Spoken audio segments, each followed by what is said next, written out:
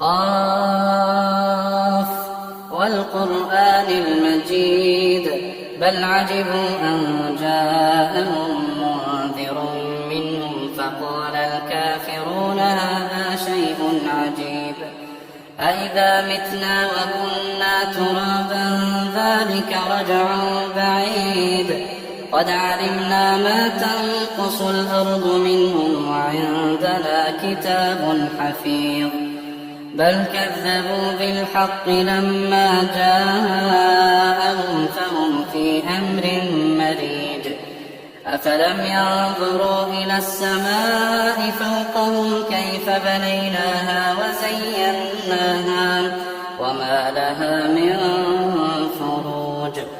والأرض مددناها وألقينا فيها رواسي وأنبتنا فيها من كل زوج بهيج تبصرة وذكرى لكل عبد منيب ونزلنا من السماء ماء مباركا فأنبتنا به جنات وحب الحصيد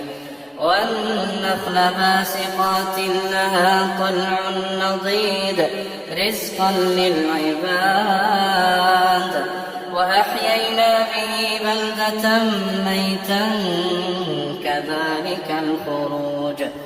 كذبت قبلهم قوم نوح وأصحاب الرس وثمود وعاد وفرعون وإخوان لوط وأصحاب الأيكة وقوم تبع كل كذب الرسل فحق وعيد أفعينا بالخلق الأول بل هم في لبس من خلق جديد ولقد خلقنا الإنسان ونعلم ما توسوس به نفسه ونحن أقرب إليه من حبل الوريد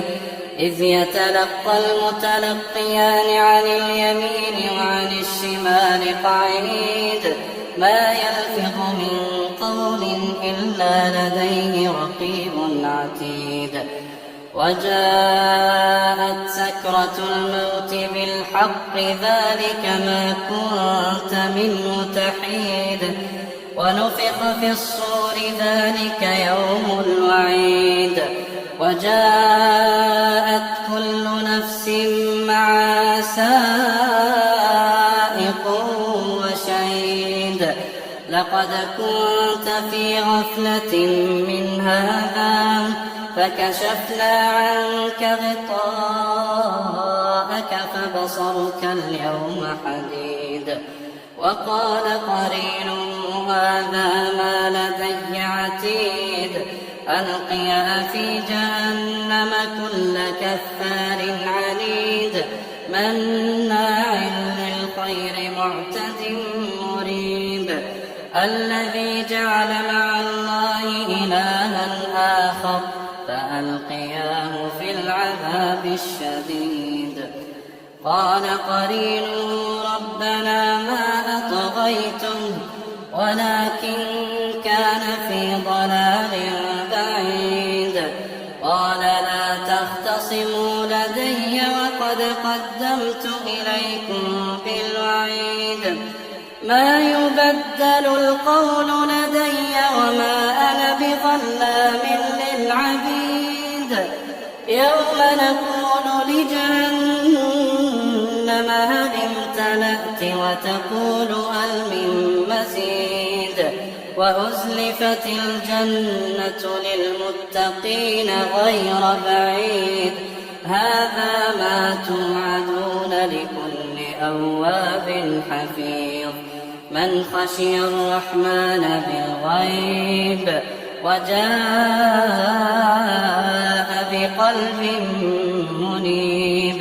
ادخلوها بسلام ذلك يوم الخلود لهم ما يشاءون فيها ولدينا مزيد وكم أهلكنا قبلهم من قرن هم أشد منهم بطشا فنقبوا في البلاد هل من محيص إن في ذلك لذكرى لمن كان له قلب أو ألقى السمع وهو شهيد